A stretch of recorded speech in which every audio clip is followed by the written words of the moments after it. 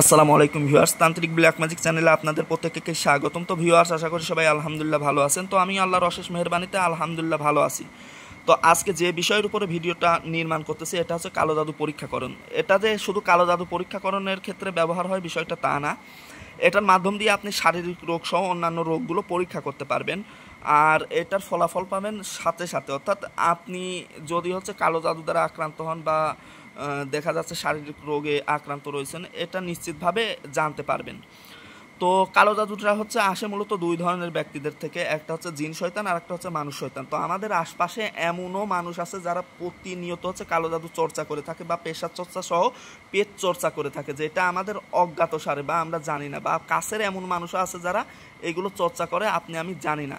তো তারা মানুষকে নানানভাবে কষ্ট দেয় নিজেদের কার্যসিদ্ধির জন্য বা কার্য হাসিলের জন্য। আচ্ছা, সেই বিষয়ে কথা না বলি, তো কিভাবে পরীক্ষা করবেন সেই বিষয়ে আলোকপাত করে নিই। তো কালো জাদুর হচ্ছে অনেক সিনড্রোম বা লক্ষণ রয়েছে। এই লক্ষণগুলো যদি পরিলক্ষিত হয় বা আপনি যদি জানতে চান আপনি কি কালো জাদু দ্বারা আক্রান্ত কিনা, তাহলে সেক্ষেত্রে এগুলো প্রয়োগ করতে পারেন। আর আমি যে বিষয়টা বুঝাচ্ছি অবশ্যই মনোযোগ সহকারে শুনতে হবে। আর যদি একান্তভাবে বুঝতেই না পারেন, আমার হোয়াটসঅ্যাপ নাম্বার দেওয়া আছে 0187804072 আবারও বলতেছি 0187804072। যে বিষয়গুলো বুঝবেন না অবশ্যই হোয়াটসঅ্যাপে মেসেজ দিবেন, কারণ এর আগে কিন্তু এরকম সমস্যা হয়েছে যে আন্দাজে এগুলো প্রয়োগ করার ক্ষেত্রে কোনো রকম অসুবিধা হইলে কিন্তু এক্ষেত্রে আমিও দায়ী থাকবো না বা আমার চ্যানেলও দায়ী থাকবে না। যদিও এই বিষয়টাই কোনো আর কি ঝামেলা নাই, তারপরেও বলে রাখা ভালো।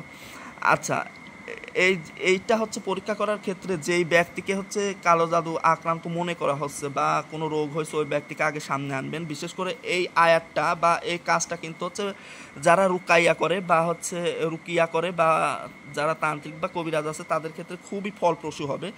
তো শুধু তারা না, প্রত্যেকের ক্ষেত্রেই ফলপ্রসূ হবে। এটা আমার মতে প্রত্যেকেরই শিখে রাখা বা জেনে রাখা উচিত।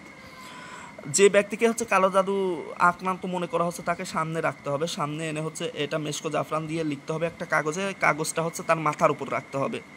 তো মাথার উপর রাখা মাত্রই যদি সে ব্যক্তি কালো জাদু আক্রান্ত হয় বা জিন শয়তান বা মানুষ শয়তানের জাদু দ্বারা আক্রান্ত হয়, সে ব্যক্তির মাথা ভার হতে থাকবে, সে এটার ভার সহ্য করতে পারবে না।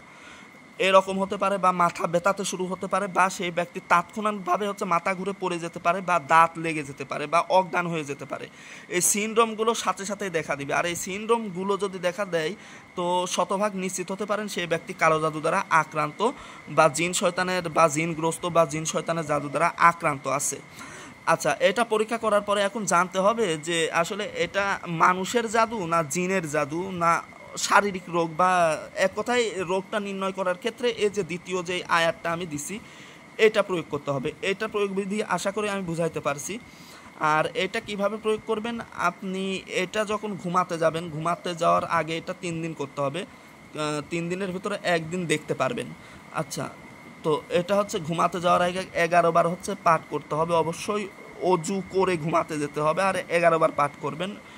আরেকটা হচ্ছে ফাফু ওয়াস ফাহু হাত্তা ইয়াতি আল্লাহু বি আমরিহি ইন্নাল্লাহ আলা কুল্লি শাইইন কদির।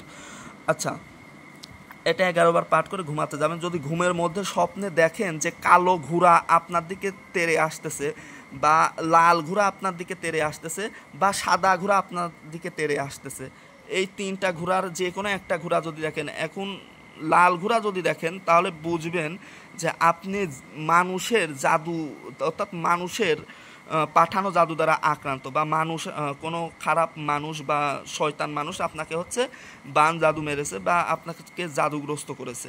আর যদি হচ্ছে কালো ঘোড়া দেখেন তাহলে মনে করবেন হচ্ছে জিন জিন শয়তান দ্বারা আক্রান্ত আছেন বা জিন শয়তানকৃত জাদু দ্বারা আক্রান্ত আছেন। আর সাদা ঘোড়া দেখলে পারে ভাববেন যে এটা শারীরিক রোগ বা শারীরিকভাবে হচ্ছে আপনি বেকারগ্রস্ত রয়েছেন বা শারীরিক রোগে আক্রান্ত রয়েছেন, এটা বুঝে নিতে হবে।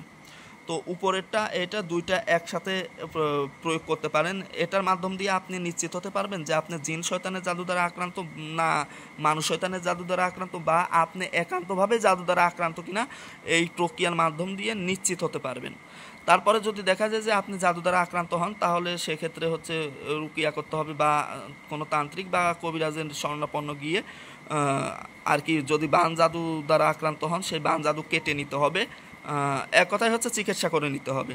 তো এটার মাধ্যম দিয়ে আপনি রোগটা নির্ণয় করতে পারবেন। তো এই ছিল আজকের ভিডিও, আশা করি বুঝাইতে পারছি। তারপরেও না বুঝতে পারলে আমার হোয়াটসঅ্যাপ নাম্বার আছে, মেসেজ দিবেন 018780400723।